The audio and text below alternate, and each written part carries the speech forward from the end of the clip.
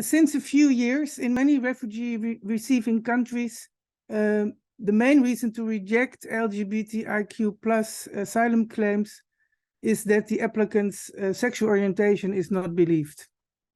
After other obstacles were largely overcome, and as a result, asylum policies in several countries became more LGBTIQ plus friendly, asylum authorities started to fear false claims from straight people. Therefore, the focus shifted to disbelief, and this led to many rejections based on incredibility of the sexual orientation. For instance, in the Netherlands, I found 85% of rejected LGBTIQ plus claims were rejected because the stated sexual orientation was considered not credible. In the ABC judgment, the EU Court of Justice provided guidance regarding the impossible task to assess the credibility of a stated sexual orientation and ruled that explicit questions on sexual practices are not allowed, nor pornographic images, nor decisions based solely on stereotypes, for these would violate the right to dignity and the right to privacy. We are researchers from 5 European countries: Greece, the Netherlands, Norway, Sweden, and the United Kingdom. All of us have researched LGBTIQ plus asylum policy and practice in our countries, and we found striking similarities. All 5 asylum authorities put an excessive focus on narratives of self-realization, expect an internal struggle, an emotional journey, feelings of shame, processes of awareness and self-acceptance, and the discovery of clear sexual identities, whereas talking about sex can easily lead to disbelief. We have the impression that although drafted with the best intentions, models and frameworks which are based on presumed universal characteristics of sexual identities have been instrumental in these new ways of assessing credibility. For instance, the DISH model was originally drafted as an alternative to the explicit questions on sexual acts that have now been forbidden by the Luxembourg court. While it seems to us that these types of models have contributed to move practices and policies too far in the opposite direction and place too much focus on the emotions and the psyche of the applicant instead of on the risk of persecution. Thank you. Thank you, Sabine. And I will welcome Sonia for her presentation. Thanks. So yes, I'm Sonia and I'm from the UK. In 2018, Rainbow Migration published a report called Still Falling Short, and I will stick the link in the chat after this. And that report was examining the standard of Home Office decision-making in asylum claims based on sexual orientation and gender identity. The Home Office is the agency in the UK, the government agency that processes and decides asylum claims. 48 cases were reviewed for the report, and one of the major issues covered in the report was the Home Office practice of requiring a narrative of self-realization for people claiming asylum based on their sexual orientation. The removal of focus from sexual practices, as just discussed by Sabine, to sexual identity was obviously an improvement, but what replaced it brought its own set of problems. The report set out that decision makers' focus on a narrative of development of sexual orientation resulted in a multitude of questions normally asked during the asylum interview to establish how the applicant felt at almost every instance of their life where their sexual orientation may potentially be relevant. So the Home Office was asking questions like, how did people realize that they were gay? How did they feel about it? What experiences did they have that made them feel different? How they felt when they felt different? If they were questioned about first same-sex attraction, if they responded simply by reference to sexual attraction at an early age, this was often then follow-up questions would be asked, asking people about their feelings and emotions and seeking more detailed explanations about them. Essentially, sexual attraction was deemed not enough to be gay. Similar questions were asked in relation to how people felt about their sexual orientation, knowing the attitudes of their family, friends, religion, and society at large. Often multiple questions were asked about the same events and the same people and what feelings those resulted in. So people are really being pushed in these interviews to have certain feelings and certain experiences. Sometimes it was clear that such persistent questioning was merely confusing people who were recorded in their asylum interview as asking what is meant by these questions. In some interviews, the questioning in relation to feelings is understood by the person to be asking about physical feelings as opposed to emotions or thoughts. Interviews often reflected unreasonable expectations of applicants, questioning them about emotions experienced at a very early age, when a considerable period of time has passed since.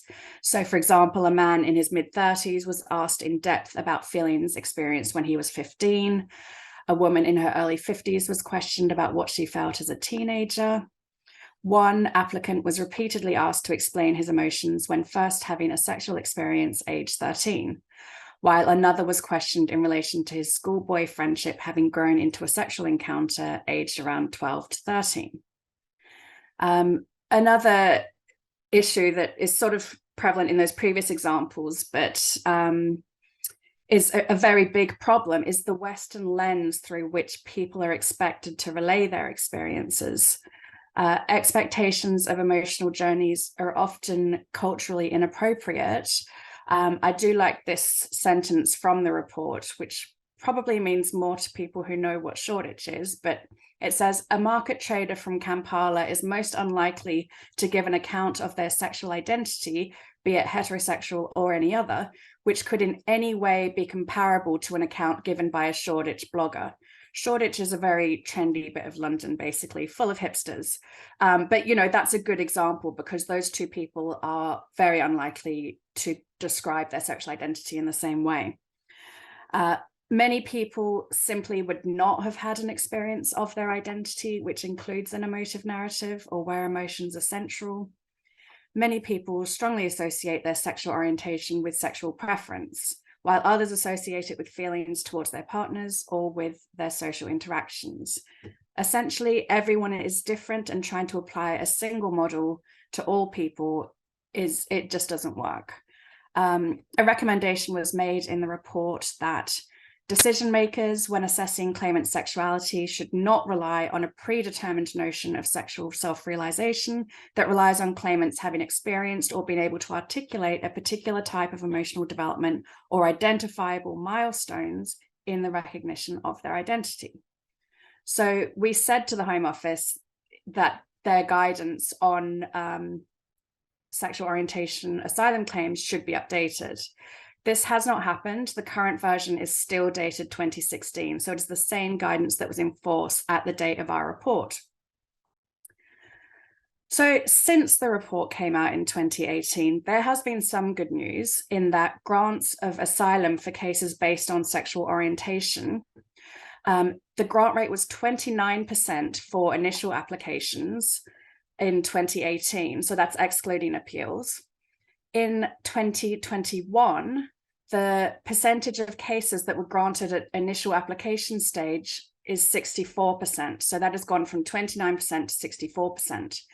That is progress, obviously. However, 41% of appeals in 2021 were allowed. So that is indicative that there is still a high level of initial decision-making on these cases that is unlawful and is then being overturned when appealed. So from what I have seen, very sadly, the issues with these incorrect decisions that have been made, they are still the same as those that we identified and still falling short, which is extremely frustrating to say the least. In particular, we still routinely see this expectation that an LGBTQI+ person must have an emotional journey in order to establish credibility. So I've just put down some very recent examples from the last few weeks. I recently had a client who contacted me after his interview, and he had just been subjected to this line of questioning. And this is what he said to me. He said, "I've been asked unfair questions, and even when they rephrased them, it still remained unfair. Like, what does it mean to you to be gay? They would never ask a straight person that question because it's ridiculous and frustrating. It felt like she asked me, why were you born gay? Like I had a choice."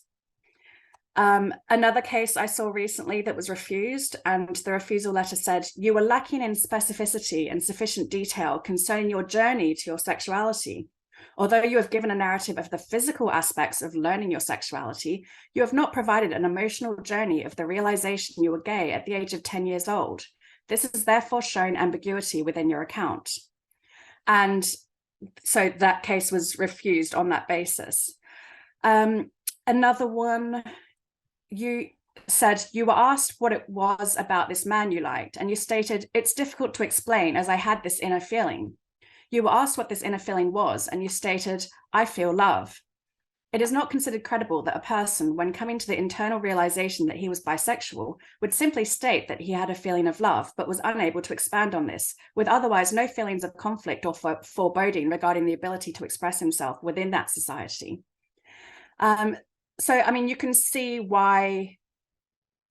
how offensive this is, basically. And it is very difficult for people who don't have those experiences. That's why I got the email from that person who was feeling very desperate about the fact that they'd been asked these weird questions that they just couldn't answer in a way that, you know, they understood that there was an expectation from them to give answers that he just didn't have. The consequences of being disbelieved are incredibly serious for people, a matter of life and death for some. In the UK, in addition to the risk of being sent back to their home countries, one area of great concern for us here at the moment is in relation to the agreement with Rwanda to send people seeking asylum there. This is another example of asylum policy that disproportionately affects LGBTQI+ people. The UK has not explicitly said that they will not send LGBTQI+ people to Rwanda. And in my view, there is enough objective evidence out there to support legal challenges against individual decisions to send LGBTQI+ people to Rwanda. For example, UNHCR has said that people who try to claim on the basis of sexual orientation are verbally refused. Rwanda is also a source country for LGBTQI+ refugees. So I think those risks are fairly well established. So what happens then is we are back to credibility assessment and whether or not the Home Office actually believes that the person is LGBTQI+. And it is even worse because those people will never get to the stage of having that longer substantive interview. Instead, they are going to have to, at asylum registration or screening, as we call it here, stage, that is the point at which they are going to have to be raising their sexual orientation or gender identity and having the Home Office believe them. So, I mean, this is just an area of huge concern. We're still at early days. Obviously, no one has actually been put on a plane to Rwanda yet. So yeah, it's just very, very concerning, and it is going to make this issue of being disbelieved even more of an issue than it is now. And then the other bit of bad news for those seeking asylum in the UK this year is legislation that came in, which is the Nationality and Borders Act 2022. In Still Falling Short, we said that it's a concern that in practice, one frequently encounters Home Office credibility assessments where expectations of LGBTQI+ claimants seem to require demonstrating a higher standard of proof than reasonable degree of likelihood. So previously, the standard of proof that a person needed to prove their sexual orientation or gender identity to was reasonable degree of likelihood, which is a relatively low standard of proof. Our report found that actually, in practice, the Home Office was applying a higher standard of proof. However, the Nationality and Borders Act has now enshrined and put that higher standard of proof into law. So it has been increased from a reasonable degree of likelihood to the balance of probabilities. So as the Home Office were already using that higher standard incorrectly, I'm hopeful that their decision-making will not actually change substantially as a result of that increase in the standard of proof. However, what is going to be more difficult and where it is going to be important to keep an eye on the statistics is in relation to appeal rates. So I said they were 41% for cases last year, But whereas before the tribunal could overturn decisions on the basis that the Home Office had applied too high a standard of proof, that higher standard of proof is now the law. And so that means I expect to see tribunals overturning fewer decisions. We need to wait and see, but that is certainly something that I'm concerned about at the moment. So essentially, there is still a lot of work to be done. As you can see from the statistics, progress has been made, but certainly our view is the use of models in the way that I've just described and the sort of questioning that it is resulting in, it needs to end. It's a blunt instrument for what needs to be a very sensitive and individualized conversation with people. That's me. I can't remember who's next. Thank you very much, Sonia. We'll move on to Andrea, who's next. Thank you so much. So as both Sabine has touched upon, and as will become apparent in my presentation, there are a lot of similarities between all of the 5 countries that we are presenting research from today. But I will try to give some details both on the similarities and the differences perhaps between the Norwegian practice. So as mentioned, I'm a PhD student at the Faculty of Law at the University of Bergen, and I have conducted a case review of the Norwegian Immigration Authority's way of assessing credibility in sexuality-based claims, which consisted of going through 187 decisions based on sexual orientation. And part of the reason why credibility has sort of come up in such a major way in recent years is a development that you see across Europe, where previously sexual orientation would very often be reduced to a matter of sexual acts, and sexual minorities would have their claims rejected if decision makers found that they could be expected to conceal their sexual orientation and then avoid persecution upon a return to the country of origin. In Norway, this line of reasoning was rejected in 2012. Which was clearly very positive because it recognized that you cannot reduce sexual orientation to merely being about intimate sexual private acts. It involves a broad spectrum of conduct and beliefs. However, what we saw following this development was that after the rejection of this concealment reasoning, there was a sharp increase in rejections on the basis that the credibility of the sexual orientation was not considered to be established. So the sexual orientation of the claimant was disbelieved. One central reason for this is that the immigration authorities have just spent much more focus on defining and testing whether a claimant is actually a real LGBT person. And as in the other countries that we'll be presenting today, a part of this testing has consisted of operating with the assumption that sexual orientation constitutes a form of innate and inherent aspect of a person's identity, and that the claimant will have discovered and developed their sexual orientation in a particular way if it is genuine sexual orientation.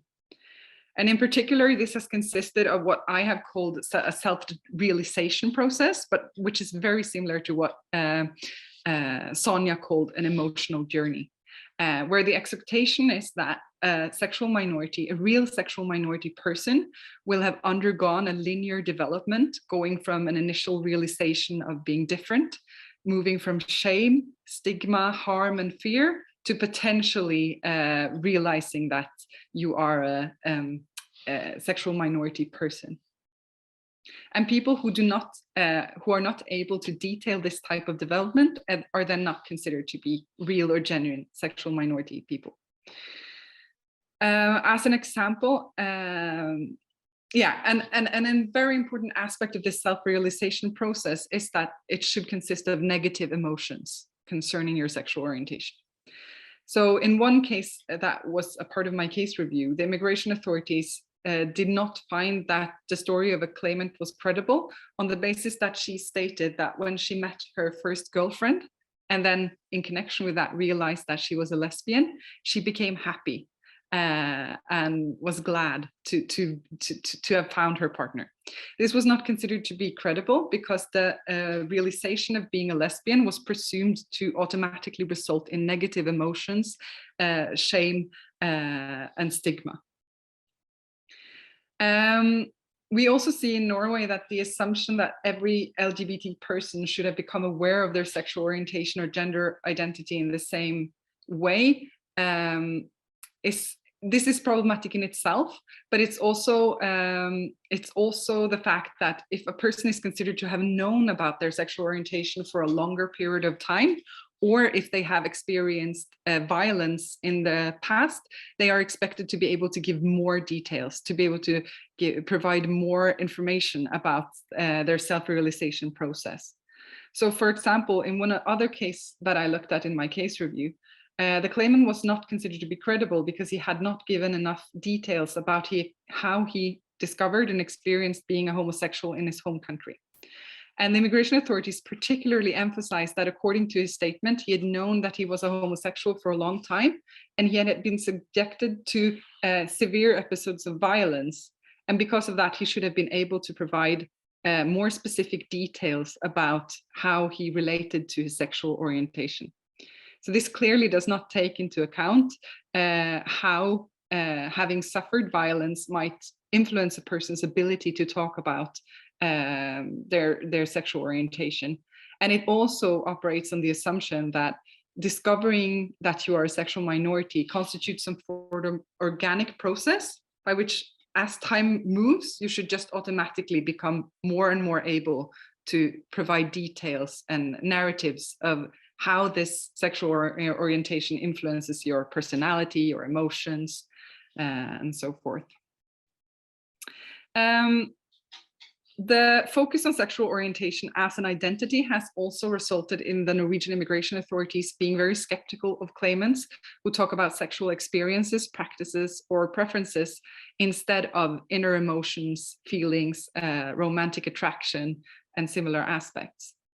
So in some cases that I looked at, when finding a claimant to be credible, the caseworker would note that the person would talk about inner emotions and feelings rather than sexual practice. And in some cases, it was even stated explicitly that the caseworkers had heard that people talking about sexual practice would more often lie. And this expectation that claimants should not talk about sex can both be connected with this idea of sexual orientation as being something more and different than merely sexual attraction, but it's also connected with the assumption that credible LGBTI claimants should be too shameful to speak openly about such sexual acts. So you see that while initially trying to shift credibility assessments away from sexual practice was positive because decision makers would previously ask very detailed and inappropriate questions about what you have done sexually with your partner, has now sort of shifted the narrative so far that if a sexual minority claimant talks about their sexual experiences voluntarily, this will be considered to be something that indicates that they are not credible.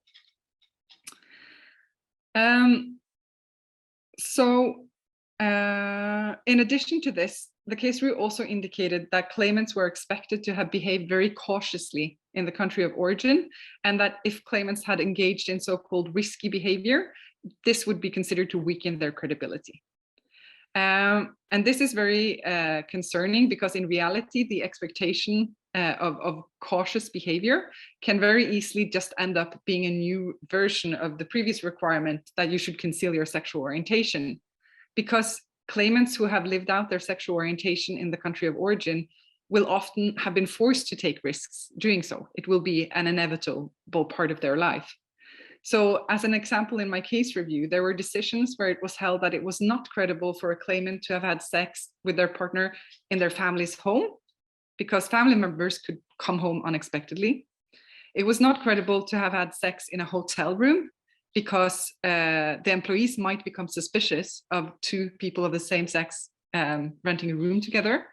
And it was also not considered credible that the claimant had had sex outside in a park, since someone might come by and see them. So in some, that means that it ends up being no space where it is credible for a claimant to have lived out their sexual orientation. Yes, but A final, perhaps, aspect that hasn't been talked too much about previously, that has sort of come up in Norwegian practice recently, is also that in addition to having to prove that they are credible sexual minority people, in Norway, asylum applicants also have to show that they have a genuine wish to live out their sexual orientation openly in Norway. So what does this mean? In 2012, the Norwegian Supreme Court said that you cannot require sexual minorities to conceal their sexual orientation in the country of origin in order to avoid persecution. However, it was said that you still need to make an assessment of how it is likely that a claimant will choose to behave if we return them to their country of origin. And from very many claimants, it's concluded that they will, in fact, attempt to conceal their sexual orientation to try to avoid the horrible prospect of being persecuted. And once a finding like this is made, the asylum applicant then becomes responsible for showing that the reason that they will conceal their sexual orientation upon a return is fear of persecution and not so-called other reasons.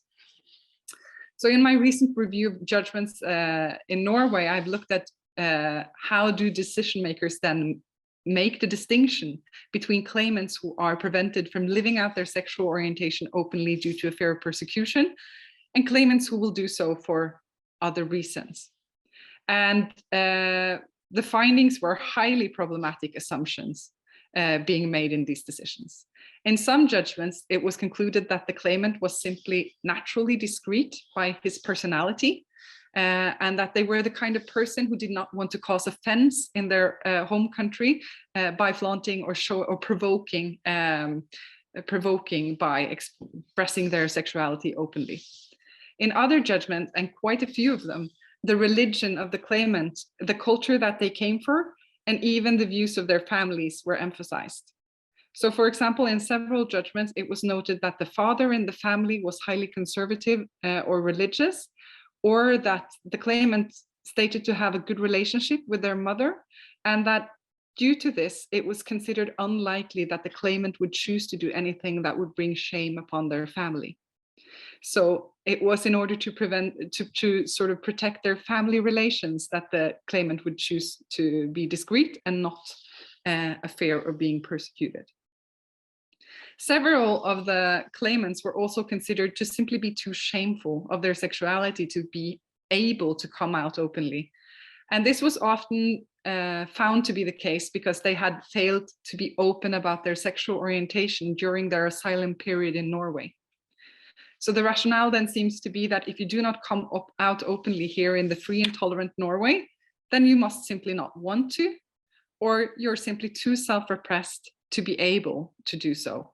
And if this is the case, then there is no need of granting you protection because you would be concealed regardless of whether we try to give you refugee status or not. So in sum, this puts claimants in a situation where they are both dependent on showing the credibility of their sexual orientation.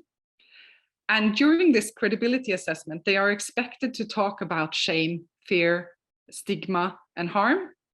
However, if they do appear to be too shameful, or if they're not able to show that they have integrated sufficiently into gay communities when they arrive in Norway, they can nevertheless be denied asylum, even though they are credible sexual minorities, because they're just put into a category where they're not able to express their sexual orientation in a way that makes us think that they are worthy of being protected here in the Western European countries.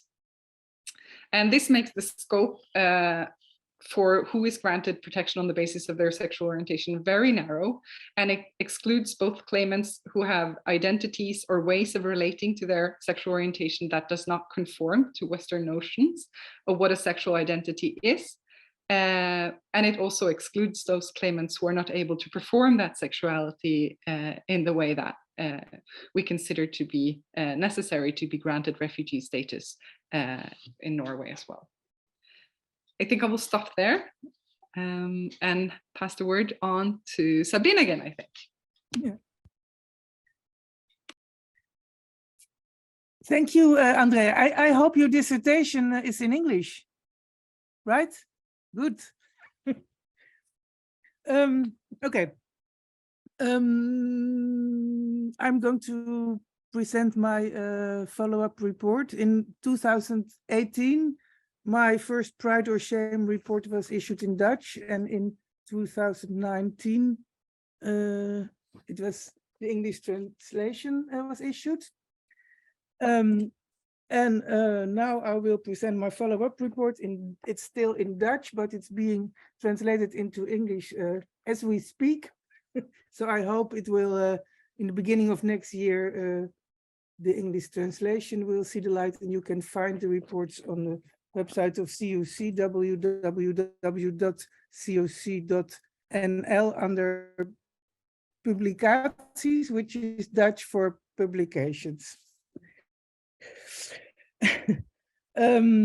During my previous research, I studied LGBTI asylum files at the Office of the Immigration and Naturalization Service, IND.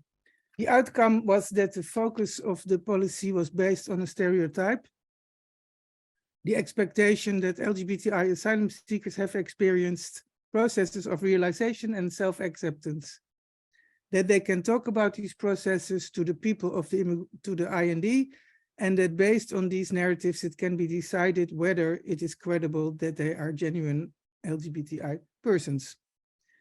This method resembled a well-known staged model of homosexual identity formation based on the experiences of white middle-class men in the United States of America.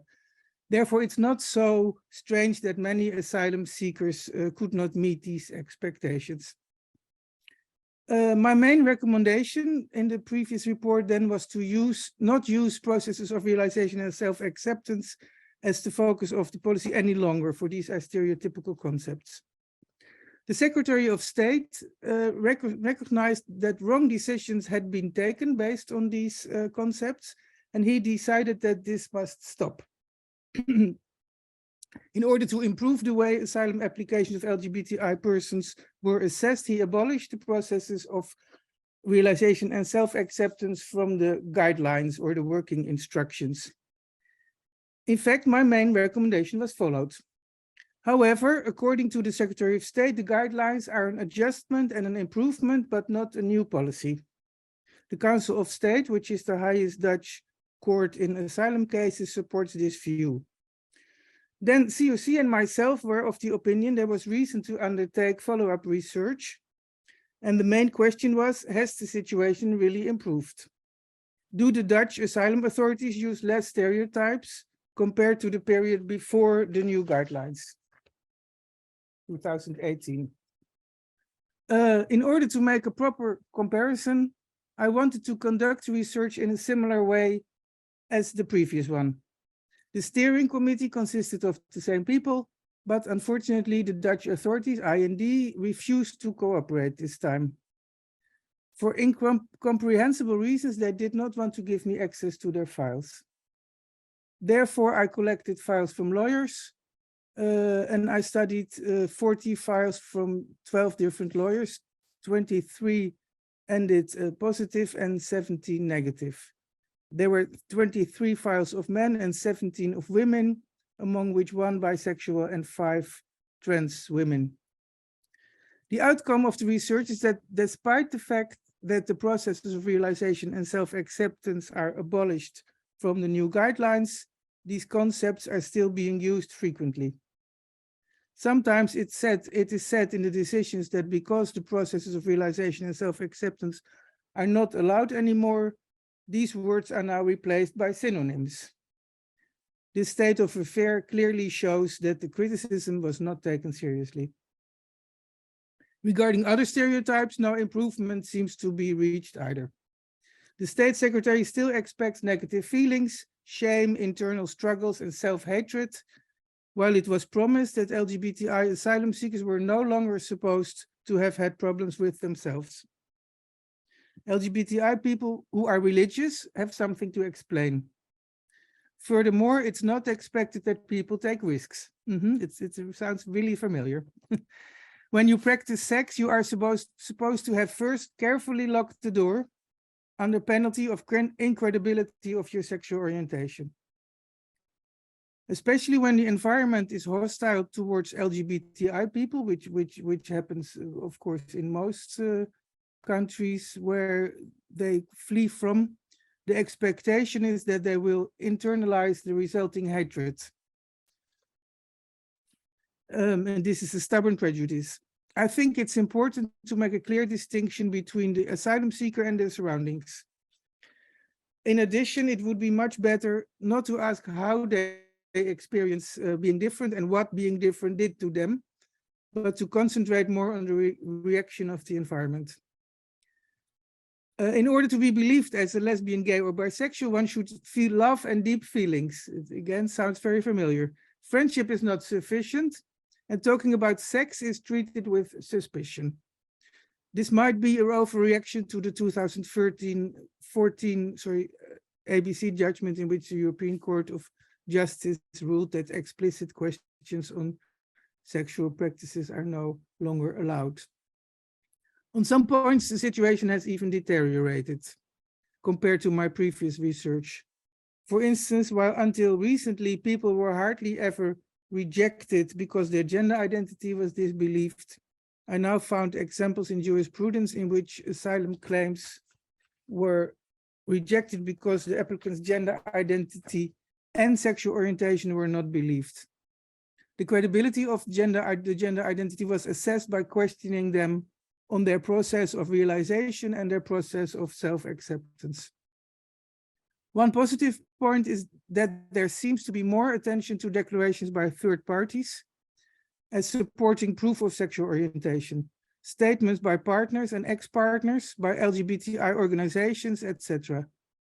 However, this development is not so much a merit of the State Secretary, who in most cases says the declaration of the asylum seeker is the main and in practice the only source, but thanks to a judgment of the Council of State from last year, in which they judged the declarations of third parties and other supporting proof, like in this judgment, there were bills of a gay sauna, which was considered a proof, should be weighed and might compensate the declaration of the asylum seeker.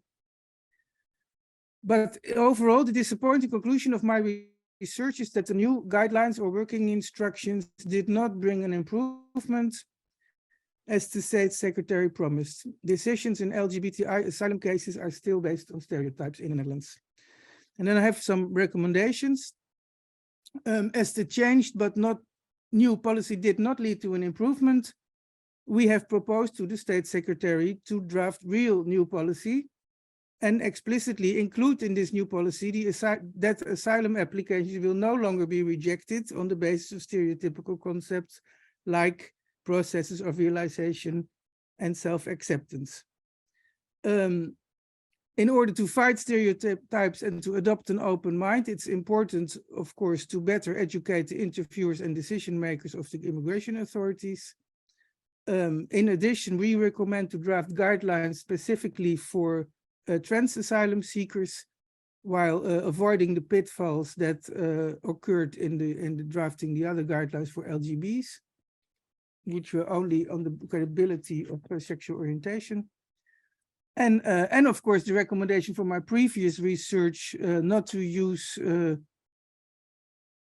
stereotypical concepts, but rather to rely on self-identification is, of course, still valid.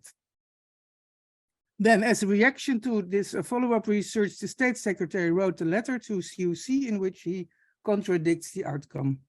He denies that current Dutch policy leads to stereotypical decisions and states that the only problem lies in the implementation, which could be solved through professional development of the employees of the IND. So it's actually not so difficult. This was what I had to say. Thank you. And now, who? I know. I know. It's me. Thank you so much, Sabine, and all of you for the presentation so far. I hope you can hear me well, otherwise you will wave or let me know. Obviously, the situation in Sweden is very, very much the same, very similar to what we have heard so far. But a brief introduction, I work at RFSL as RFSL's asylum lawyer, and I've been specializing in what I call SOGIESC asylum law for about a decade now.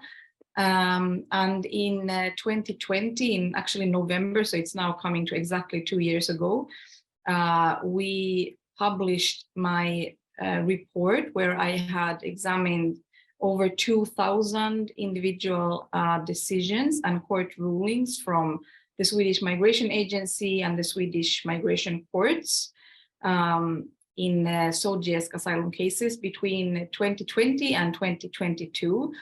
And I'm currently writing a follow-up research, just like Sabine, having been inspired by Sabine, obviously, like always, where I'm currently looking at around 500 decisions and court rulings from 2020 to today, and probably a bit also next year. We will see when we publish it. But what I found in my previous research and what I still continue to find is that the Swedish migration authorities have strict requirements in the credibility assessments in SOGIESC asylum cases.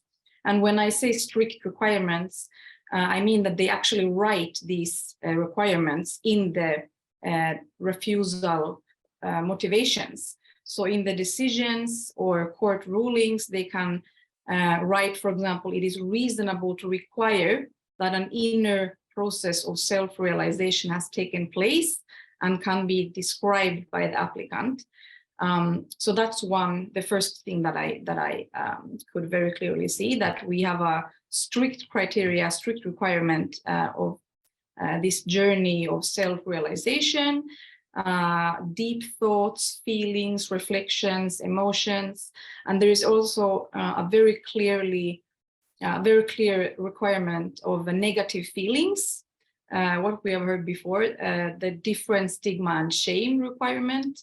And it's very clear also in the Swedish case law that the migration authorities also write in the decisions and the court rulings that the more taboo, the more stigmatized, for example, homosexuality is in the country of origin, the more detailed the applicant is expected and actually required to describe how they themselves felt about being LGBTIQ+.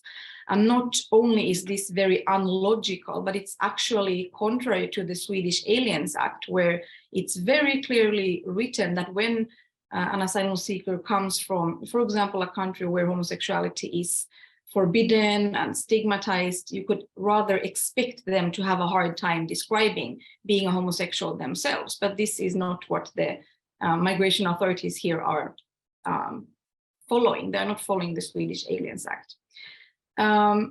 It is also explicitly required and written in rejection motivations that it is required that the applicants have made and can describe risk assessments, how they thought about risks or actions and behavior that the Swedish migration authorities consider risky. And it is actually also required that they can account for how another person, for example, a partner or a friend, how they thought about risks before, for example, kissing the partner in a locked bathroom and other situations like that.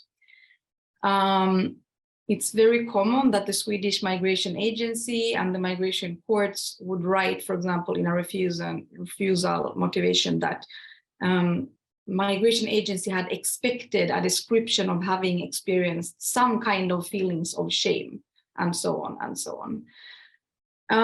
And I quite often talk about, I think the correct English term for this is interpretative authority. I hope it's correct. What I mean with that is that the Swedish migration authorities take the right to define what is meant by sexual orientation, gender identity, gender expression, and even sex characteristics, which is very strange.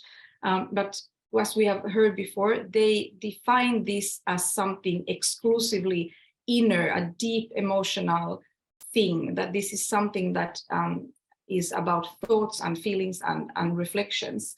And what is very maybe specific to Sweden a bit is that these requirements are not only applied on sexual orientation, but in Sweden it is very clearly also applied on asylum seekers whose gender identity, gender expression, and even sex characteristics, and I'm talking about trans and intersex persons here, where the asylum ground and the need for protection is based on something physical.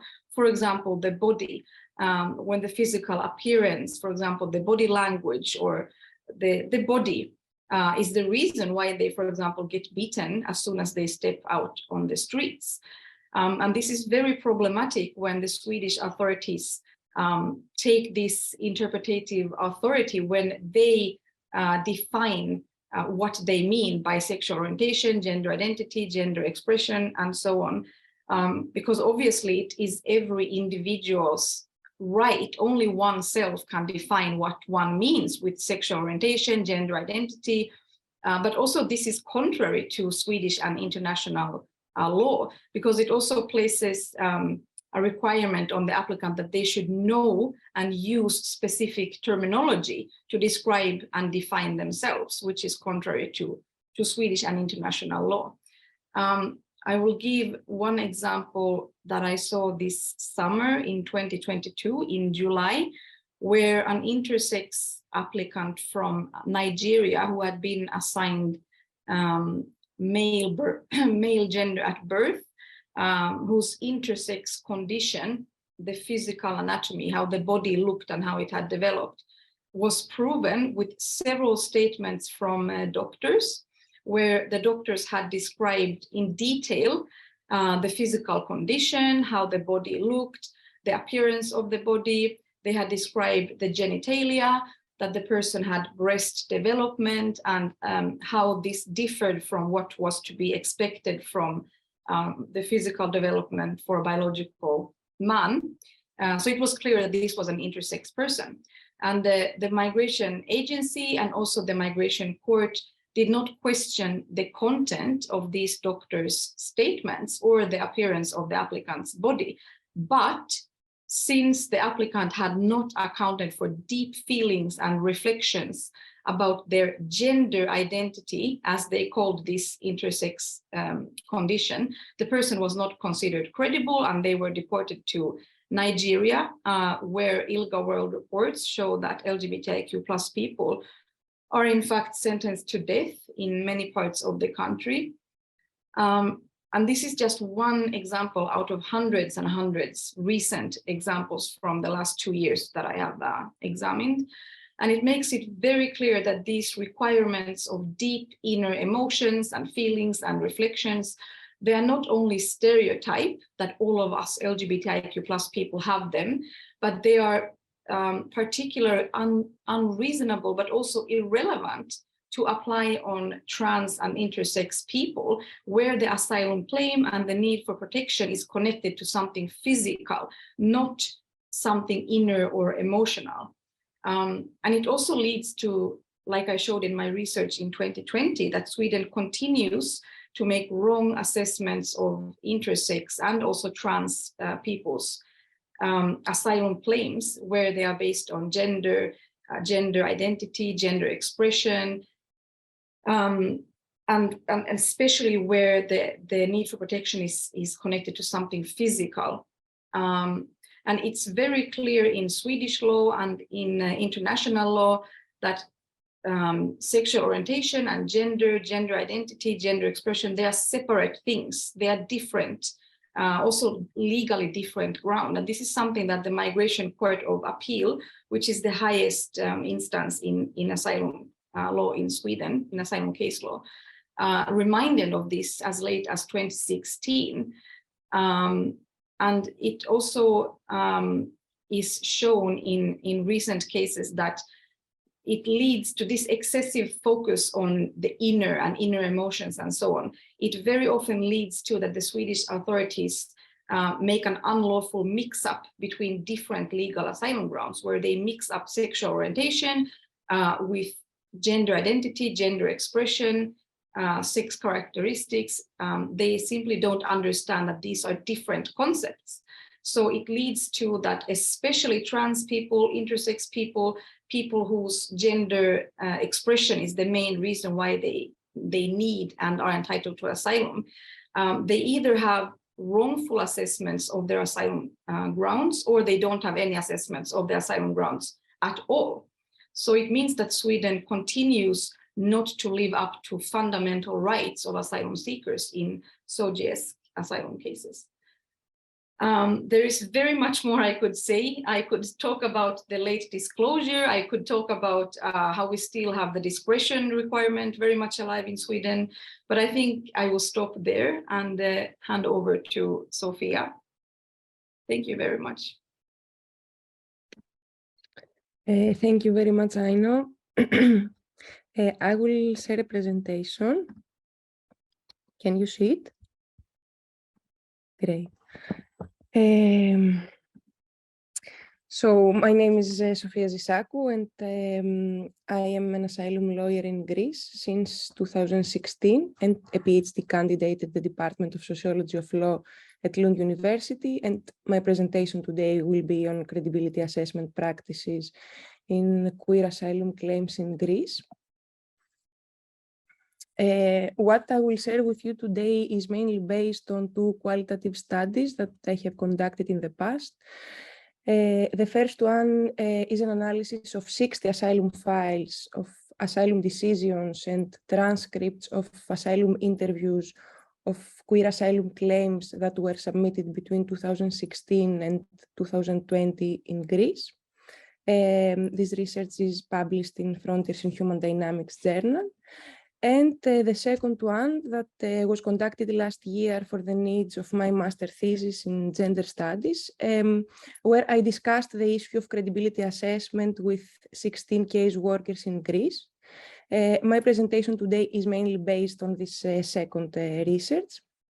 So to give you a very brief idea of the Greek asylum system, the Greek Asylum Service, which is responsible for the first instance of asylum claims examination, consists of regional asylum offices that are located in various locations in the mainland and in the Greek hotspot islands. It is worth mentioning that due to a deterrent and strict anti-migratory policy, numbers of arrivals are importantly reduced, especially after 2020 and compared to numbers of 2018 and 2019. One particularity of the Greek asylum system is that case workers are deployed either by the Greek Asylum Service or by the European Union's Agency for Asylum, with a difference that EUAA case workers are responsible only for conducting interviews and not for the issuance of the decisions. In terms of training on sexual orientation and gender identity asylum claims, there is no harmonized practice, and there are case workers that have received training and others that they have not. And also, Greek Asylum Service doesn't have internal guidelines. So the main material that case workers use is UNHCR guidelines and some model questionnaires with suggested questions that are very short that have been drafted by the Greek Asylum Service and the European Union's Agency for Asylum. So, credibility assessment, as it was mentioned today, is the first part of an asylum claims examination. So in order to be granted asylum, applicants need to prove that their gender and sexuality are credible. And in this process, there are two main contradictory expectations that dominate the procedure. So on the one hand, applicants are expected to bear a universal, fixed, immutable, and stable in space and time queer identity that is either innate or realized early in childhood. And at the same time, they are expected to move linearly from a backward society in their countries of origin to the Greek society, which is represented as inclusive and queer-friendly. So this is how, as Sima Saksari has written, asylum system works to erase difference by insisting on a universal queer identity, while at the same time emphasizing difference by reproducing a dichotomy between backward countries of origin and progressive asylum countries. To elaborate a bit more on the first expectation, as it was mentioned by my colleagues, Greek authorities expect from the applicants to have passed through a linear process of self-realization. So they need to be able to provide details on how and when they realized their sexual orientation and gender identity. This process is expected to be accompanied by deep inner thoughts and feelings that lead to self-knowing and self-awareness. And they are not expected to relate their queer identity with mere sexual acts and behaviors. So, as Panos, one of the research participants, described, in another case, when I asked an applicant from Gambia what he enjoys in his relationship with men, he replied that what he likes is to have anal sex with men. I was very confused and I asked my team leader how I could assess that claim. What she answered me was that sexual contacts have nothing to do with homosexuality. Sexual orientation is about feelings and love. Applicants are expected at the same time to be in a relationship in Greece, which needs to be a monogamous and homonormative relationship. And they are expected to be active, out and proud in the Greek society. So as Manos, another research participant, described, applicants' life in Greece is also a field of examination. Since in Greece they are free, it is an indication of credibility if the applicant has come in touch with LGBTQI organizations or if they are in a relationship here.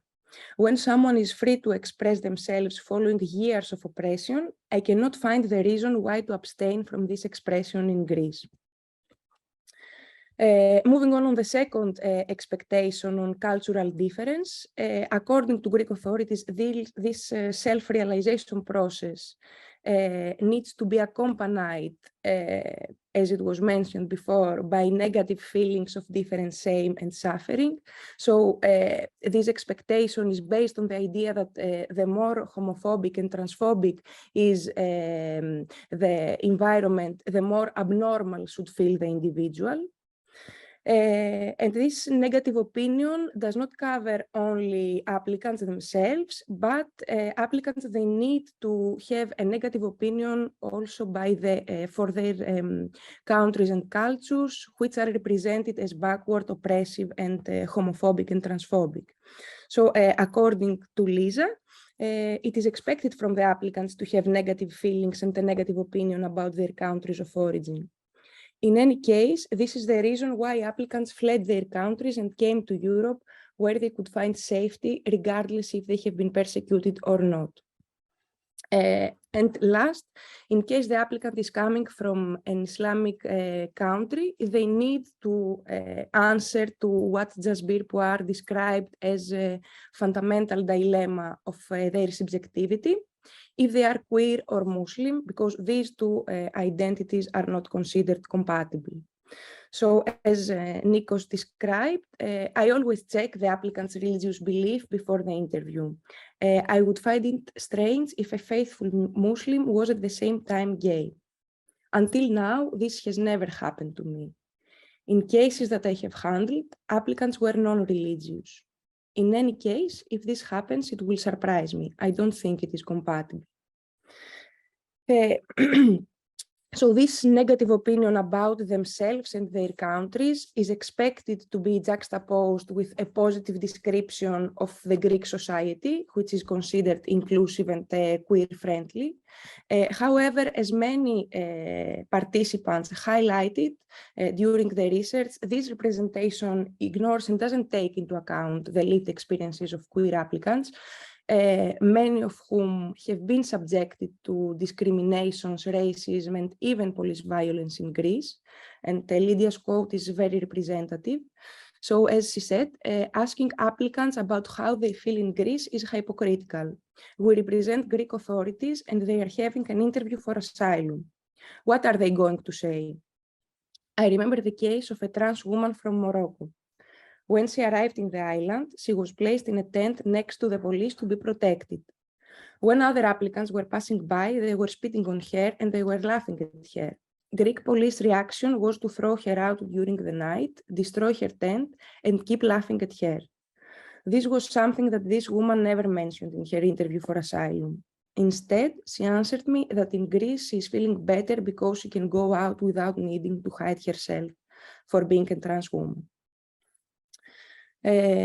So this strict and exclusionary definition of queer identity that I try to describe is founded on Eurocentric and homonationalist conceptualizations of gender and sexuality, and it disproportionately disqualifies racialized gender and class queer subjects. So, for example, it is much harder for women to provide a narrative for a well-structured and visible identity in the public sphere, because often in patriarchal frameworks, their identity, their sexuality is considered as belonging in the private sphere.